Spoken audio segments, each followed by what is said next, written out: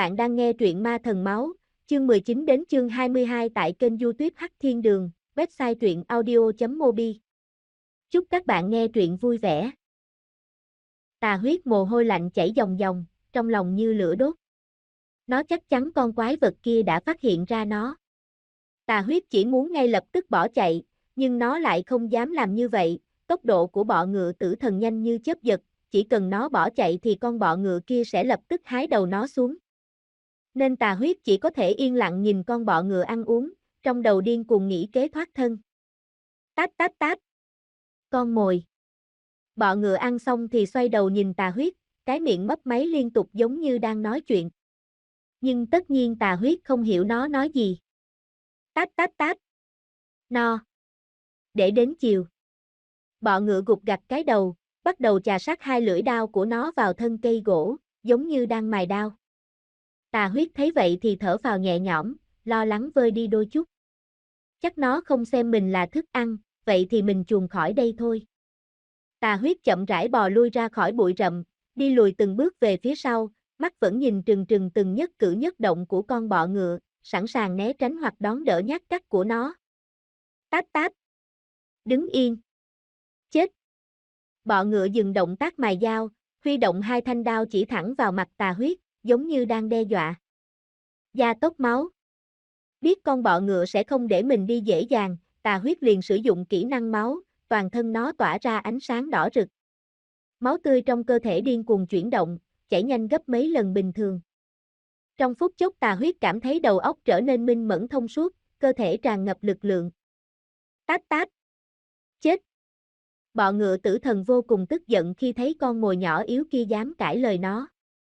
Bốn cái cánh sau lưng nó vỗ phành phạch, hai bắp chân khuỵu xuống lấy đà, sau đó lao về phía tà huyết, nhanh đến mức chỉ còn là một cái bóng. Hai mắt tà huyết bốc lên khói đỏ, lập tức thi triển con mắt của quỷ máu, lúc này nó mới bắt kịp tốc độ của con bọ ngựa. Keng. Âm thanh kim loại va chạm chát chúa vang lên, thương tần trong tay tà huyết chấn động dữ dội, hiểm hóc chặn lại nhát cắt chí mạng của con bọ ngựa. Phì. Bọ ngựa tử thần nhảy lùi ra sau, hai con mắt to bằng nắm đấm trừng trừng nhìn tà huyết.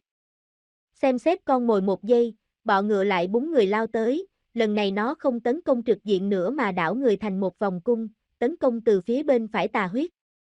Tà huyết chỉ kịp thụt đầu xuống né khỏi lưỡi hái sắc lẹm, tóc của nó bị cắt phăng một mảng lả tả rơi xuống đất, nếu chỉ chậm nửa giây có lẽ đầu nó đã lìa khỏi cổ. Bọ ngựa lại vung đao chém tới, lần này nó chém dọc từ trên cao xuống. Tà huyết lại dùng thương tần đón cỡ, cản lại cú chém khi lưỡi kiếm chỉ cách má nó vài phân, đao phong từ lưỡi hái cứa vào mặt nó, khiến cho máu chảy dòng dòng. Keng, keng, keng. Âm thanh chát chúa liên tục vang lên, bọ ngựa tử thần tấn công như vũ bão, hai liêm đao xoay múa liên tục, từ nhiều góc độ khác nhau chém thẳng lên người tà huyết. Phải rất chật vật thì tà huyết mới có thể dùng thương tần đỡ đòn và né tránh. Lần nào cũng suýt soát, khiến tà huyết cảm thấy nó đang cùng tử thần nhảy múa. Chỉ đỡ đòn được hơn một phút thì tà huyết đã thở hồng hộc, cổ tay tê dại. Con quái vật này tên xứng với thực, quả thật là một vị tử thần. Tà huyết cảm thán, tốc độ đỡ đòn của nó đã giảm đi, trên người bắt đầu xuất hiện những vết thương nhẹ. Không được, nếu cứ thế này chắc chắn mình sẽ bị nó giết chết. Phải nhanh nghĩ ra cách gì đó. Tà huyết điên cuồng vận chuyển não bộ, mọi tế bào thần kinh đều gồng lên căng cứng, giúp tăng tốc suy nghĩ. Hải Lam đứng trên một cành cây nhìn xuống mặt đất, trên khuôn mặt xinh đẹp đã bắt đầu xuất hiện vẻ lo lắng. Có lẽ mình nên ra tay, con vật kia là luyện thể kỳ cửu giai, quá mạnh so với tà huyết. Hải Lam nhíu nhíu mày, khẽ nâng bàn tay ngọc lên cao. Trong lòng bàn tay nàng xuất hiện mấy giọt nước, sau đó ngưng tụ thành 3 cây kim băng nhỏ xíu. Tao liều mạng với mày. Tà huyết hét lớn, tiếng hét của nó làm cho Hải Lam ngừng tay lại. Tay phải của tà huyết bị lưỡi đao cắt trúng, rách ra một vết thương lớn, máu phun ra xối xả. Bọ ngựa tử thần ngửi thấy mùi máu thì trở nên điên cuồng, tốc độ cắt chém càng nhanh hơn. Tà huyết cắn răng nhịn đau, vung vẩy máu tươi bắn vào mắt con bọ ngựa. Ghét! Bọ ngựa tử thần rít lên, mắt của nó bị máu tươi dính vào, khiến cho nó mất đi thị giác, chỉ có thể nhìn thấy một lớp màng máu màu đỏ thẫm trước mắt. Nó hoảng loạn, điên cuồng cắt chém lung tung, những nhát chém của nó cắt thẳng vào những cái cây bên cạnh, khiến cây cối ngã đổ liên tục. Nghe âm thanh cây ngã càng làm bọ ngựa hoảng loạn, càng nhảy nhót cắt chém tưng bừng. Tà huyết nín thở lui ra xa, đợi cho con bọ ngựa cắt chém lung tung một lúc lâu. Nó lượm lấy mấy tảng đá lớn, ném về phía con bọ ngựa. Xoẹt! Xoẹt! Bọ ngựa hai mắt bị mù nên không biết né tránh, chỉ vung lưỡi hái chém loạn xạ, bị mấy tảng đá ném trúng người đau điếng. Thấy vậy Tà huyết vui như mở cờ trong bụng, dùng cánh tay chưa bị thương nắm chặt ngọn giáo trong tay. Thương tần! Tà huyết hét lớn, nhắm ngọn giáo thẳng vào người bọ ngựa ném mạnh. Tiếng vỏ côn trùng bị xé toạc vang lên, thương tần dễ dàng cắm thẳng vào người con bọ ngựa. Bọ ngựa tử thần có tốc độ vô cùng khủng khiếp, nhưng bù lại lớp vỏ giáp trên người rất mỏng, dễ dàng bị ngọn giáo xuyên thủng. Kế tiếp là một vụ nổ mạnh, thương tần giống như một quả bom nổ tung, khiến cho con bọ ngựa tan xác, máu thịt màu đen văng tung tóe. Phù phù. Tà huyết sau khi thấy con bọ ngựa đã bị nó giết chết thì giống như trút bỏ được gánh nặng, ngã rạp trên mặt đất, miệng thở dốc liên tục.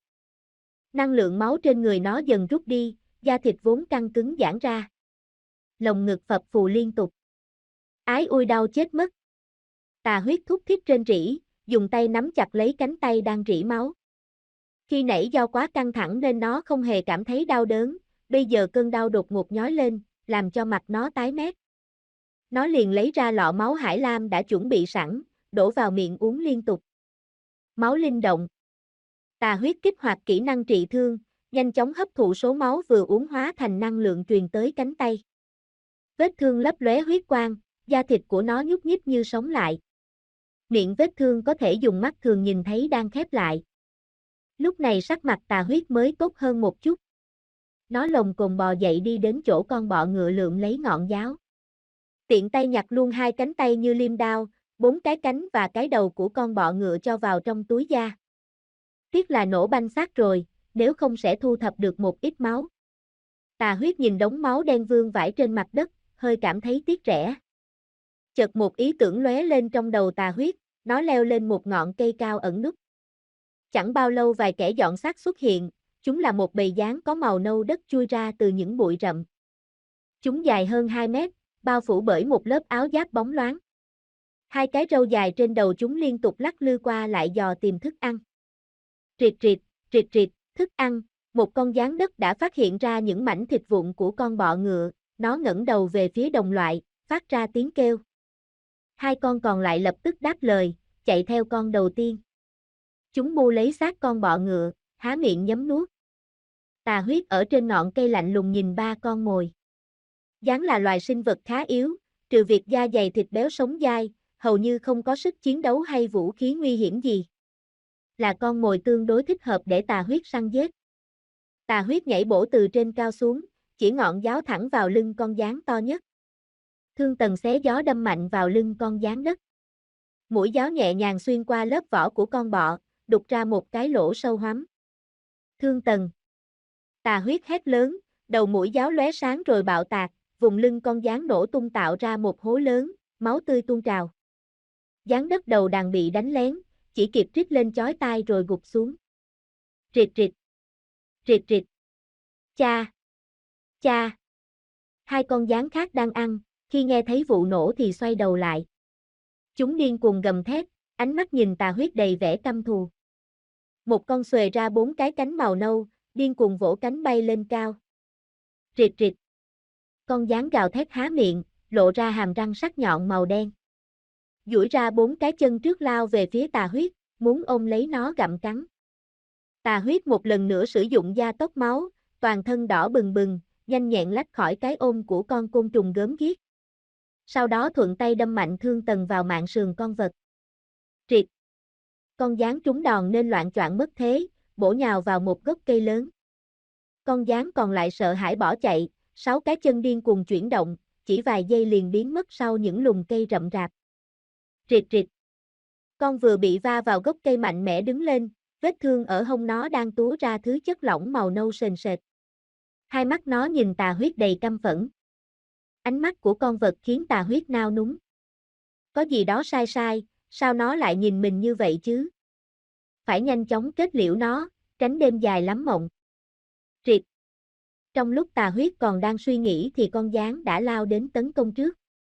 Tà Huyết một lần nữa dễ dàng né tránh, bồi cho nó thêm một giáo vào lưng. Triệt. Triệt. Gián đất giống như không sợ chết, bỏ mặc hai vết thương sâu hoắm đang túa máu, một lần nữa lao đến liều mạng với Tà Huyết. Tà Huyết như cũ, nhanh nhẹn nhảy sang một bên né tránh. Nhưng lần này con gián đã thông minh hơn, khi nó gần va chạm với Tà Huyết thì đột ngột chuyển hướng sang trái, canh đúng thời điểm Tà Huyết tránh né mà tấn công. Hự. Tà Huyết ăn một cú hút trời giáng, bay ngược ra phía sau. Khụ, con gián chết tiệt. Tà Huyết lầm bầm chửi rủa, nó đã quá xem thường trí tuệ của con vật này. Gián đất thừa thắng xông lên, vỗ mạnh đôi cánh, dùng thế lấy thịt đè người lao tới. Cái miệng đầy răng nanh màu đen của nó mở rộng, nếu bị nó tóm được, Tà Huyết chắc chắn sẽ thành món ăn ngon trong bụng nó. Tà Huyết giả vờ nằm im giống như bị thương nặng. Ngay khi con gián chỉ còn cách nó vài mét, Tà Huyết dựng thẳng mũi giáo về phía con vật, rồi lăn người né tránh. Phập. Rầm. Mặt đất rung lên dữ dội, gián đất đã tự mình áp mạnh lên mũi giáo, sau đó va mạnh xuống đất. Ghét. Gián đất đau đớn gào thét, nó bị thương tầng xỏ xuyên qua người, vô cùng đau đớn. Con gián vùng vẫy, muốn dùng chân rút ngọn giáo ra khỏi ngực. Tà Huyết không cho con gián cơ hội hồi phục, nó liền lượm lấy một tảng đá lớn gần đó, nhảy lên người con gián, điên cuồng ôm cục đá giáng xuống. Bành! Bành! Bành! Tảng đá trong tay Tà Huyết giống như búa tạ, mỗi lần giáng xuống đầu con gián đất đều bị đập móp một mảng lớn. Chỉ một lúc sau con gián gục xuống, không còn cựa quậy được nữa. Tà Huyết ngồi bệt trên mặt đất, miệng thở dốc liên tục, trên người nó thấm đẫm máu gián màu nâu, vô cùng tanh tưởi. Mặc dù đã được cải tạo lại thân thể, giúp thể chất tăng lên rất nhiều, nhưng việc cùng côn trùng vật lộn vẫn hơi quá sức với Tà Huyết. Mình phải rút máu của chúng rồi rời khỏi đây, nếu không lại có vài con côn trùng khác ngửi thấy mùi máu mà kéo đến.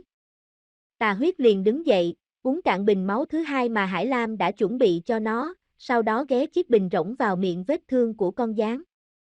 Nó truyền năng lượng vào chiếc bình, khiến bình nhỏ phát sáng, rung lên nhẹ nhẹ.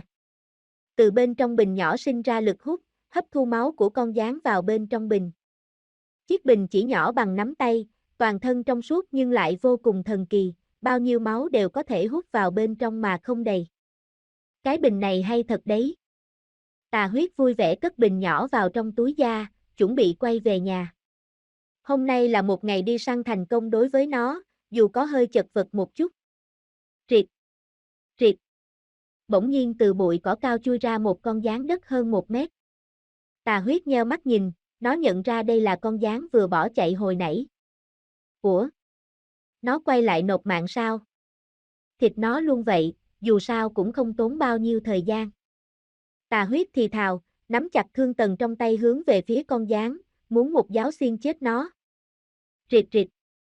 Đột nhiên có một con gián khác chui ra từ bụi rậm. Con này chỉ to hơn 2 mét. Tà Huyết nhìn lên bầu trời, vẫn còn khá sớm, chỉ khoảng 3-4 giờ chiều. Săn luôn 2 con vậy, cho dù thêm vài con nữa cũng không sao. Tà Huyết lẩm bẩm. Giống như nghe hiểu được lời nói của Tà Huyết. 2 con gián liên tục kêu vang. Rịt rịt rịt rịt. Cả khu rừng vang lên tiếng gián kêu, vô số con gián dần dần ló đầu ra từ trong bụi rậm. 1 2 3 4 5 6 7 8, Tà Huyết nhẩm đếm bầy gián. 25 26 30. Khuôn mặt Tà Huyết trở nên tái mét, nó bị cả một đàn gián bao vây. Rịt rịt. Rịt rịt rịt rịt. Giết nó. Giết nó. Trả thù. Đàn gián gầm rú inh ỏi, cả khu rừng chấn động, cây cối xào xạc. Tà Huyết hai mắt đảo lia lịa, cố gắng tìm ra chỗ hiểm yếu để đột phá vòng vây. Rầm rầm. Một thân ảnh khổng lồ, cao tới hơn 15 mét lầm lũi xuất hiện, đó là một con gián khổng lồ, toàn thân đen nhánh, lớp vỏ cứng rắn bóng lưỡng, toàn thân con vật giống như được tạc từ một tảng đá màu đen khổng lồ. Đó là một con gián đá đen do gián đất tiến hóa thành, một con côn trùng kết tinh kỳ nhị giai. Con quái vật này mạnh hơn Tà Huyết cả 100 lần, nó chỉ cần giẫm nhẹ một cái cũng có thể biến Tà Huyết thành một đống thịt nát. Tà Huyết bắt đầu cảm thấy sợ hãi, khuôn mặt tái mét. Giờ thì nó chẳng muốn suy nghĩ chiến thuật gì nữa, ngay lập tức cắm đầu bỏ chạy, hướng về phía ngôi làng của nó. Chỉ cần chạy về làng, đi qua ranh giới của ma trận bảo vệ của làng thì nó sẽ an toàn. Triệt. Gián đá đen rống lên tức giận, đôi cánh to lớn vỗ mạnh bay lên. Cả bầy gián cũng vỗ cánh đuổi theo Tà Huyết. Lần này thì mình xong thật rồi. Tà Huyết lách người nhảy sang một bên, một con gián bay sượt qua người nó, va mạnh vào thân cây. Không để cho Tà Huyết kịp định thần, một con gián khác lại lao đến. Tà Huyết chỉ có thể vừa cố hết sức né tránh, vừa cố gắng chạy trốn thật nhanh. Thân ảnh nó lắc léo qua những bụi rậm, những gốc cây to lớn. Dùng địa hình rừng cây rậm rạp cản bớt tốc độ của lũ gián lại. Nhưng cách chạy trốn này cũng khiến cho Tà Huyết phải chui lủi trong bụi rậm, bị gai góc xé toạc nhiều vết thương trên người. Triệt. Lũ ăn hại. Gián đá đen gầm lên, nó thấy lũ thuộc hạ của nó quá vô dụng, chỉ là một tên tiểu quỷ cũng không bắt được, nên quyết định tự mình ra tay. Miệng con gián khổng lồ bắt đầu tụ năng lượng, lấp lóe ánh sáng đen. Sau vài giây nó bắn ra một quả cầu màu đen. Lần này Tà Huyết không kịp né tránh, bị quả cầu năng lượng va trúng. Âm thanh nổ mạnh vang lên, Tà Huyết bị tạt bay một mảng thịt ở lưng, ngã gục trên mặt đất bất tỉnh. Bầy gián liền nhào tới, muốn xâu xé con mồi thì một làn sương băng giá đột ngột nổi lên, quét ngang qua bọn chúng. Khi sương mù tản đi thì tất cả những con gián đều đã bị biến thành những bức tượng băng, kể cả con gián khổng lồ cũng không ngoại lệ. Hải Lam cởi bỏ bộ áo choàng tàn hình mỏng như cánh ve, đi lại gần Tà Huyết xem xét thương thế trên người nó. Tiểu quỷ ngốc nghếch, nàng thì thào trong miệng khi thấy vết thương của Tà Huyết, lưng nó máu me đầm đìa, da thịt vỡ nát lộ cả xương ở bên trong, bộ dáng vô cùng thê thảm. Nàng liền lấy ra một lọ máu đổ vào miệng Tà Huyết. Toàn thân tiểu quỷ máu phát sáng, kỹ năng máu linh động tự động vận chuyển, hấp thu năng lượng từ máu tươi chữa lành vết thương lớn trên lưng.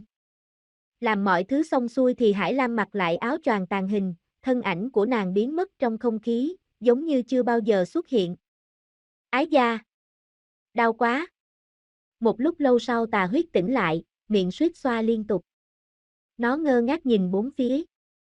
Mình chết rồi sao? Lũ gián đâu rồi? Bóng dáng của lũ gián đã biến mất, chỉ còn những vũng nước đọng đen ngòm, bốc mùi tanh tưởi trên mặt đất. Tà Huyết lắc lắc đầu, sau đó kiểm tra vết thương trên lưng, nhưng cũng không có gì ở đó cả. Vết thương đã lành lại từ lâu. Lạ thật, sao lũ gián lại tha mạng cho mình nhỉ? Trong đầu Tà Huyết tràn ngập những dấu chấm hỏi, nhưng suy nghĩ hồi lâu không có ích gì, nó liền lượm những chiến lợi phẩm săn được rồi trở về nhà. Khi Tà Huyết về đến cửa thì Hải Lam đã đứng đợi sẵn. Em về rồi sao? Hôm nay em có một chuyến săn tốt chứ? Nàng mỉm cười xoa đầu Tà Huyết, giả vờ hỏi han dù nàng biết tất cả những chuyện đã xảy ra hôm nay. Chị, hôm nay em săn được một con côn trùng quý hiếm. Tà Huyết vui vẻ khoe, nó lấy ra hai lưỡi hái, vung vẩy biểu diễn. Bọ ngựa tử thần. Em của chị thật giỏi, săn được cả loại quái vật này. Hải Lam mỉm cười khen ngợi, khiến cho Tà Huyết hưng phấn đỏ mặt. Giờ em đi tắm đi, người em bẩn quá. Hải Lam nhíu nhíu mày, đẩy Tà Huyết đi vào trong nhà tắm, còn nàng thì đi vào nhà bếp chuẩn bị bữa tối. Khi Tà Huyết tắm xong thì Hải Lam đã đặt sẵn một bát canh máu thơm ngon trên bàn. Bát canh bốc khói nghi ngút, tỏa ra hương thơm ngào ngạt. Hải Lam chỉ yên lặng nhìn Tà Huyết ăn, không nói một câu nào. Chị, sau này chị không cần đi săn nữa, em sẽ nuôi chị. Tà Huyết vui vẻ nói, lộ ra chiếc răng nanh trong miệng. Tiểu quỷ chỉ biết nói linh tinh. Mau ăn đi cho chóng lớn. Hải Lam xoa xoa đầu Tà Huyết, trong lòng nàng cảm thấy vui vẻ. Nàng xem Tà Huyết giống như em trai ruột của nàng, nhìn thấy nó trở nên khôn lớn mạnh mẽ khiến nàng cảm thấy vui vẻ hạnh phúc. Em không nói linh tinh. Từ giờ em sẽ đi săn nuôi chị chỉ cần ở nhà nấu cơm là được rồi. Tà Huyết kiên quyết nói. Em trai của chị lớn nhanh thật đó. Hải Lam mỉm cười đáp lời. Chợt nàng nhận ra Tà Huyết rất giống một người. Nét mặt nàng chẻ chùng xuống, ánh mắt nàng trở nên buồn rầu, những ký ức xa xưa lướt qua trong tâm trí nàng. Huyết Sát cũng từng nói như vậy với mình, đều là mình hại chết chàng. Hải Lam thì thào nho nhỏ trong lòng. Chị làm sao vậy? Tà huyết dễ dàng nhận ra ánh mắt buồn rầu của nàng. Không có gì đâu, em ăn rồi đi ngủ đi, chị phải tu luyện rồi. Hải Lam không trả lời nó. Nàng lấy ra vài viên đá năng lượng ngồi xuống một góc phòng, cố gắng quên đi những hình ảnh đau buồn trong quá khứ. Tà huyết không đi ngủ, mà ngồi kế bên cạnh ngắm nhìn Hải Lam tu luyện. Toàn thân nàng bao phủ trong ánh sáng lam mờ ảo, những đốm sáng li ti có hình hoa tuyết như những tinh linh nhỏ rung rinh nhảy múa. Tà huyết mê say ngắm nhìn nàng không chớp mắt, trong lòng suy nghĩ mông lung. Tiểu quỷ sao còn chưa ngủ? Mai em phải đi săn nữa đấy. Một lúc lâu sau Hải Lam mở mắt, liền thấy Tà huyết ngồi ở ngay trước mặt nàng. Em không ngủ được. Tà huyết tỏ ra tội nghiệp, nhìn Hải Lam làm nũng. Em lớn rồi, từ giờ trở đi em phải ngủ một mình. Hải Lam lắc lắc đầu. Sao lại như vậy? Chị ghét em hả? Tà huyết cảm thấy bối rối hỏi. Em lớn rồi, nam nữ khác biệt. Giờ thì em đi ngủ đi. Hải Lam nghiêm khắc ra lệnh. Em biết rồi. Tà huyết thấy Hải Lam nghiêm khắc liền ngoan ngoãn nghe lời, leo lên giường. Nhưng nó phải trằn trọc hồi lâu thì mới ngủ được. Thời gian thấm thoát trôi qua, Tà huyết không còn là một đứa trẻ nữa mà đã trưởng thành, trở thành một thanh niên cao hơn mét 7. Khuôn mặt khôi ngô tuấn tú, nhưng dáng vẻ hơi gầy. Chị, em đi săn đây. Như mọi ngày, Tà huyết đeo trên lưng một cái túi da, cầm lấy ngọn giáo đi ra ngoài. Em nhớ cẩn thận, đừng liều lĩnh như bữa trước. Hải Lam lo lắng dặn dò. Em biết rồi, hôm nay em sẽ về hơi trễ, chị đừng lo lắng. Tà huyết cười toe toét, sau đó liền xoay người bước đi. Ai, đứa trẻ này. Hải Lam lắc lắc đầu, ánh mắt dõi theo Tà huyết. Tà huyết di chuyển vô cùng nhanh nhẹn, giống như một con sói. Hắn leo lên cây cao tìm kiếm con mồi. Vo ve. Vo ve, âm thanh côn trùng vỗ cánh vang lên, vài con ruồi cánh bạc to hơn 4-5 mét bay sượt qua bầu trời. Tà huyết không mấy chú tâm đến chúng, ruồi cánh bạc là loại côn trùng ăn xác chết cỡ lớn, thường đi săn theo bầy, tốc độ lại nhanh nên rất khó giết. Hơn 5 phút sau cả khu rừng bất ngờ rung lên bần bật, bầu trời xuất hiện hàng trăm con ruồi bay ngang qua, che phủ cả khu rừng. Phía dưới mặt đất thì từng đàn gián, kiến, bọ hung nối đuôi nhau cùng lao về một hướng trong rừng. Có chuyện gì vậy nhỉ?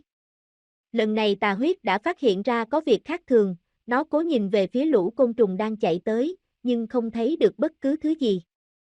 Chẳng lẽ là có thứ báu vật nào đó xuất hiện, nên lũ côn trùng mới chạy hết về hướng đó? Hay là ở phía sau xuất hiện nguy hiểm khiến chúng sợ hãi bỏ chạy? Mình cũng đi theo chúng vậy. Tà huyết liền nhảy xuống đất, chạy thật nhanh về phía lũ côn trùng hướng tới. Càng chạy Tà huyết càng phát hiện có rất nhiều côn trùng đang từ khắp nơi đổ về, đông như trẩy hội. Hàng ngàn con to nhỏ khác nhau, lớn thì cao mười mấy mét, nhỏ thì 2-3 mét thuộc đủ mọi giống loài côn trùng. Chúng tụ tập lại thành nhiều vòng lớn nhỏ, những con côn trùng to lớn nhất ở trung tâm, lũ nhỏ hơn thì dàn ở phía bên ngoài. Trong trung tâm là một con côn trùng khổng lồ, cao tới 8-90 mét, toàn thân bao phủ bởi một lớp vảy giống như vảy cá, đỏ thẫm như máu. Thân hình con quái vật cao lớn, 4 chân to khỏe. Đặc biệt nó có cái đầu rất lớn, chiếm tới 1/3 cơ thể. Miệng con quái vật răng nanh tua tủa, hai chiếc nanh trước miệng vươn dài ra ngoài như ngà voi, chỉ nhìn sơ qua cũng biết nó là một loài thú săn mồi vô cùng mạnh mẽ. Con quái vật này chính là huyết lân kiến có tu vi kết tinh kỳ cửu giai, bá chủ trong phạm vi vài chục dặm quanh đây. Tà huyết ngồi trên một nhánh cây cao, hai mắt phát sáng quan sát toàn bộ kỳ cảnh. Chúng đang làm gì vậy nhỉ? Tà huyết quan sát hồi lâu, chỉ thấy lũ côn trùng ngồi im quỳ bái con huyết lân kiến. Gào. Bỗng nhiên huyết lân kiến ngửa mặt lên trời gầm thét, tiếng gầm của nó kinh thiên động địa, âm thanh vang vọng cả khu rừng. Lũ côn trùng đồng loạt đứng dậy, đi lùi ra xa, để lại huyết lân kiến một mình trong khu vực vài trăm mét. Bầu trời dần trở nên u ám, gió thổi mây bay cuồn cuộn. Cả khu rừng chìm vào trong tăm tối. Lạnh quá. Tà huyết rùng mình, mưa đã bắt đầu rơi tầm tã, nước mưa lạnh buốt giá rét tát thẳng vào mặt nó. Rừ rừ. Rít rít gào. Rực rực ti ti. Lũ côn trùng ở phía bên ngoài đồng loạt gầm vang inh ỏi, dáng vẻ sao động điên cuồng. Rình. Một tia chớp rực sáng, giống như lưỡi kiếm xé rách bầu trời. Huyết Lân Kiến dương mắt nhìn lên bầu trời, giống như đang chờ đợi một thứ gì đó. Đùng đoàng. Cuối cùng thứ nó đợi cũng xuất hiện, một tia sét to bằng cổ tay, giáng thẳng từ trên trời xuống đầu Huyết Lân Kiến. Con kiến gầm thét, cường ngạnh dùng cái đầu to lớn chống lại tia sét, không hề mảy may sợ hãi. Con kiến này sắp tiến hóa rồi. Tà huyết treo thầm trong miệng, nó đã biết được chuyện gì đang xảy ra. Con kiến kia muốn tiến hóa từ một con côn trùng kết tinh kỳ thành trùng tướng hạch tâm kỳ, hôm nay là ngày tiếp nhận thử thách tiến hóa của nó. Tà huyết ngẫm nghĩ một lúc, sau đó quyết định sẽ ở lại theo dõi quá trình tiến hóa của con kiến, mong chờ sẽ thu hoạch được một chút gì đó. Quỳnh! Quỳnh! Những tia sét sáng rực màu trắng liên tục đánh xuống, nhưng đều bị lớp vảy cứng rắn của Huyết Lân Kiến cản lại. Trời mưa như trút nước, dông bão sấm sét như xé tan trời đất. Mỗi một tia sét đánh xuống giống như xé tan bầu trời. Huyết Lân Kiến gồng mình gánh chịu trận lôi phạt, không hề có ý định tránh né. Lũ côn trùng ở bốn phía gầm vang, giống như đang cổ vũ cho quân vương của chúng. Hơn một tiếng sau dông bão cũng dần tan biến, gió đã ngừng thổi, mưa cũng không còn trĩu hạt. Sấm sét từ trời cao cũng yếu dần rồi tắt hẳn. Huyết Lân Kiến gục trên mặt đất, trên người đầy những vết thương nặng. Lớp vảy sáng bóng của nó bong chóc, máu rỉ ra không ngừng. Nhưng nó vẫn chưa chết, con vật đã chống đỡ lại được thử thách của thế giới, bước một chân vào cánh cửa hạch tâm kỳ. Huyết Lân Kiến gắng gượng đứng dậy, 6 cái chân của nó rung rẩy liên tục, lung lay như sắp ngã. Gào, nó mở miệng gào thét, nhưng âm thanh nó phát ra chỉ là những tiếng gừ gừ đứt quãng. Lũ côn trùng xung quanh càng trở nên xao động, nhất là 4 con côn trùng kết tinh hậu kỳ to lớn xung quanh. Gào! Các ngươi muốn làm gì? Huyết Lân Kiến gầm lên đe dọa, nhìn 4 con côn trùng thủ hạ của nó. Nhưng cái bộ dạng lung lay run rẩy cùng tiếng kêu yếu ớt của nó không hù được ai. Rì rì, lão đại ngài vẫn nhớ luật của chúng ta chứ? Một con nhện khổng lồ hơn 90 mét rít lên trả lời. Con quái vật này cũng được bao phủ bởi một lớp vảy cứng rắn, điểm đặc biệt nhất là trên lưng nó có một hình văn màu đỏ, trông rất giống một đóa hoa tươi 8 cánh. Nó chính là nhện huyết hoa kết tinh kỳ cửu, vừa là thủ hạ vừa là anh em tốt với Huyết Lân Kiến. Gào! Ngươi muốn làm phản. Huyết Lân Kiến gầm thét đầy tức giận, đôi mắt biến thành màu đỏ máu, hung ác lườm nhện huyết hoa. Rì rào! Rì rào, sao lại làm phản? Chúng ta chỉ làm theo luật mà thôi. Một con côn trùng tròn vo như hòn bi, toàn thân lúc nhúc thịt mỡ có màu hồng phấn. Trông rất giống một con đuông dừa khổng lồ cất tiếng kêu. Con vật này gọi là trùng đo đo, một loại côn trùng sống trong lòng đất, thân cây mục. Ghè ghè. Đúng vậy. Theo luật thì chúng tôi có quyền khiêu chiến lão đại ngài bất cứ lúc nào, kẻ chiến thắng sẽ là bá chủ trăm dặm xung quanh. Một con vật giống như bọ hung khổng lồ, toàn thân liên tục lóe sáng tí tách những tia điện li ti cũng gầm lên. Nó chính là lôi giáp trùng, một loài côn trùng tương đối mạnh mẽ có năng lực phóng điện. Ánh mắt Huyết Lân Kiến trở nên vô cùng âm trầm, e dè nhìn 4 kẻ khiêu chiến vốn là thủ hạ đắc lực, anh em thân thiết của nó. Gào! Chỉ cần các ngươi ngừng tay, chuyện hôm nay ta sẽ bỏ qua, ta đã tiến hóa thành trùng tướng, về sau ngàn dặm xung quanh sẽ là lãnh địa của chúng ta. Gào gào, ta sẽ chia cho các ngươi mỗi người một mảng rừng lớn, không cần thiết phải tạo phản. Huyết Lân Kiến kêu lên trầm trầm, âm thanh không còn hung hăng nữa, mà giống như đang thương lượng. Quỳnh! Một tiếng nổ lớn vang lên, toàn thân lôi giáp trùng phát sáng rực rỡ, bắn ra một tia sét đánh thẳng lên người Huyết Lân Kiến. Gào, ngươi! Huyết Lân Kiến gầm lên đầy đau đớn, lúc nãy nó vừa bị sét đánh chết đi sống lại, chưa kịp hồi phục thì lại bị đánh lén. Ghè ghè ghè! Hôm nay ngươi nói gì cũng vô dụng, bọn ta chờ đợi ngày này rất lâu rồi, cơ hội này rất lâu rồi. Lôi giáp trùng rít lên, hai mắt của nó cũng long lên sòng sọc, đầy vẻ căm thù nhìn Huyết Lân Kiến. Ghè ghè, ngươi còn nhớ 50 năm trước ngươi từng ăn một con bạch giáp trùng không? Đó chính là hôn phối của ta. Lôi giáp trùng ru lên từng tràng dài, bộ dạng rất bi phẫn tức giận. Huyết Lân Kiến trong lòng chột dạ, trước giờ nó đã ăn vô số côn trùng khác để tiến hóa, làm sao nhớ hết được. Gừ gừ rừ. Thật xin lỗi lão Tam, đại ca không biết đó là vợ ngươi, chỉ cần ngươi ngừng tay thì sau này ta sẽ tìm cho ngươi vài nữ trùng xinh đẹp làm vợ. Huyết Lân Kiến rừ rừ trả lời, bộ dạng tỏ ra ăn năn hối hận. Nhưng thật ra trong lòng nó đang rủa thầm không ngừng, chỉ cần câu đủ thời gian để hồi phục vết thương thì nó sẽ giết chết lũ phản bội này ngay lập tức. Rì! Rì! Nhiều lời làm gì? Hắn chỉ đang câu giờ, một khi hắn hồi phục chắc chắn sẽ nuốt chửng chúng ta. Nhện huyết hoa rít lên, từ miệng nó phóng ra một sợi tơ màu đỏ bắn vào người Huyết Lân Kiến. Huyết Lân Kiến gắng gượng nhảy lên né tránh, khi nó rớt xuống liền ngã khuỵu, vết thương vừa cầm máu lại nứt ra. Gào! Tao giết mày! Huyết Lân Kiến đau đớn gầm vang, nhưng bây giờ nó vết thương chồng chất, năng lượng thì đã tiêu hao sạch sẽ trong quá trình chống đỡ lôi phạt. Nên chỉ có thể gắng gượng chống cự. Rì rào, trùng đo đo toàn thân tỏa ra ánh sáng trắng, thân hình béo núc ních của nó phình lên rồi co lại, sau đó há miệng phun ra một quả cầu màu trắng đục. Quả cầu khi bay gần tới chỗ Huyết Lân Kiến thì nổ tung, bắn ra vô số độc dịch trắng đục vào người con kiến. Chất độc này vô cùng tàn ác, ăn mòn lớp vảy đỏ của Huyết Lân Kiến như tằm ăn dâu, kêu xèo xèo liên tục. Lôi giáp trùng cũng chấp lấy thời cơ, liên tục phóng ra từng tia sấm sét, đánh cho Huyết Lân Kiến run rẩy co quắp, nằm dài trên mặt đất. Gào! Lão đại, ta về phe ngài. Đột ngột tiếng gầm rống kinh thiên vang lên. Con côn trùng cuối cùng trong 4 con côn trùng kết tinh kỳ cửu giai lên tiếng. Con quái vật này trông giống như hổ, cao to lực lưỡng, toàn thân được bao phủ bởi những tấm giáp dày màu đen, cứng rắn như sắt thép, trên đầu còn có một chiếc sừng rất lớn, là một thứ vũ khí đáng gờm. Sinh vật này gọi là độc giác trùng, là một con côn trùng họ thiết giáp vô cùng mạnh mẽ. Gào! Tốt lắm! Đại ca sẽ không bao giờ quên ngươi. Huyết Lân Kiến giống như nắm được sợi dây cứu mạng, liền lồm cồm đứng lên, mở miệng gào thét. Có thêm độc giác trùng gia nhập vòng chiến khiến thế cục thay đổi, nhện huyết hoa không thể tiếp tục tấn công Huyết Lân Kiến được nữa mà phải xoay sang cùng độc giác trùng chiến đấu.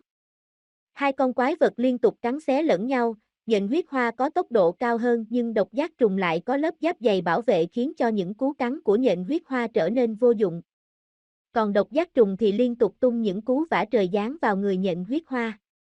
Không còn bị tơ nhện trói buộc, Huyết Lân Kiến đã xoay sở dễ dàng hơn rất nhiều, nó tránh khỏi những đòn tấn công của trùng đo đo, chậm rãi chạy lại gần. Sau đó nó tung người lên cao, bất chấp thương thế trên người, lao đến cắn xé cùng lôi giáp trùng. Gào! Đồ phản bội! Chết đi! Huyết Lân Kiến thịnh nộ gầm thét, nó dùng đôi hàm như gọng kìm kẹp chặt lấy lôi giáp trùng, sau đó liên tục dùng những cái chân có gai nhọn cấu xé. Lôi giáp trùng là loại côn trùng lấy công bù thủ, lớp giáp của nó khá mỏng nên vô cùng thua thiệt khi đánh cận chiến, chỉ chống đỡ được vài chiêu thì lớp giáp của nó đã bị gai nhọn đâm thủng, xé toạc. Ghè ghè! Mau giúp ta! Lôi giáp trùng nhìn về phía trùng đo đo cầu cứu. Con sâu béo ú liền tập trung năng lượng trong cơ thể, cái bụng trắng ẩn béo mập của nó phát sáng, những phản ứng hóa học liên tục xảy ra trong cơ thể nó. Trùng đo đo phun liền 4 quả cầu độc bắn vào người Huyết Lân Kiến và lôi giáp trùng. Ghè!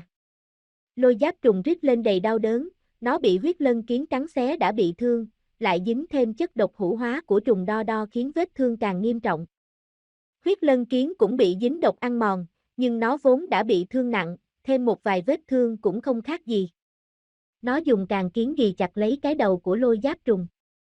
Trắc, đầu lôi giáp trùng bị càng kiến bẻ gãy, rơi xuống đất, mắt vẫn trừng trừng đầy vẻ không cam lòng. Gào! Đến lượt mày! Huyết Lân Kiến nhìn về phía trùng đo đo với ánh mắt lạnh lẽo, 6 cái chân điên cuồng hoạt động, dùng tốc độ rất nhanh lao tới. Rì rào, lão đại! Ta biết sai rồi. Ta không nên phản bội ngài, nhưng ta vừa giúp ngài giết tên phản bội lôi giáp trùng, ngài làm ơn tha cho ta đi. Trùng đo đo sợ hãi co rúm người lại. Gào! Trễ rồi! Chết đi! Huyết Lân Kiến điên cuồng gào thét, há chiếc càng kiến cắn mạnh vào thân thể béo mập của trùng đo đo. Thân thể béo ú của con sâu liền rách ra một vết thương lớn, trùng dịch màu trắng tuôn ra như suối, ăn mòn mặt đất. Rì rào! Vậy thì cùng chết. Trùng đo đo rít lên, cơ thể nó phát sáng rồi phình lên như một quả bóng, sau đó liền nổ mạnh. Một cơn mưa độc dịch bắn ra xung quanh, những nơi bị chất độc rơi trúng cây cối héo úa, đất đai rữa nát, vài con côn trùng xui xẻo đứng trong phạm vi vụ nổ cũng bị ăn mòn trơ xương ngoài. Huyết lân kiến đứng trong trung tâm vụ nổ thì càng thảm, hơn 1/3 cơ thể đã biến mất, phần còn lại cũng rữa nát nghiêm trọng, nhưng con kiến này lại vẫn còn sống, sinh mệnh lực của nó quả thật vô cùng kinh khủng. Ở phía bên kia trận chiến giữa nhện huyết hoa và độc giác trùng cũng đi đến hồi kết. Bằng ưu thế cơ thể to khỏe và chiếc sừng sắc nhọn, độc giác trùng đánh cho nhện huyết hoa gãy hết chân tay, chỉ còn thân nhện tròn vo nằm trên mặt đất. Sau đó con giác trùng đâm mạnh cái sừng vào giữa người con nhện, kết thúc cuộc chiến một cách dễ dàng. Nó nhìn về phía huyết lân kiến đang nằm dài trên mặt đất, rồi chạy lại gần. Gào gào. Lão đại không sao chứ? Độc giác trùng kêu lên đầy vẻ quan tâm. Gào. Ta không sao, sau này ngươi sẽ là anh em thân thiết nhất của ta sẽ chia cho ngươi 1/2 khu rừng, chúng ta cùng nhau cai quản. Huyết lân kiến suy yếu đáp lời. Gào. Đa tạ lão đại, nhưng ta không cần đâu. Độc giác trùng lắc lắc đầu. Gào. Ha ha, đừng khiêm tốn như vậy, huyết lân kiến ta có thù tất báo, có ơn khắc trả, ngươi xứng đáng được như vậy. Huyết lân kiến kêu lên nhiều tiếng trầm thấp. Gào. Ngài hiểu nhầm ý ta rồi, ý ta là ta không cần ngài ban thưởng gì cả. Tự ta chiếm lấy là được. Độc giác trùng cũng kêu lên vài tiếng trầm thấp, rồi đột ngột đâm mạnh cái sừng của nó vào đầu huyết lân kiến.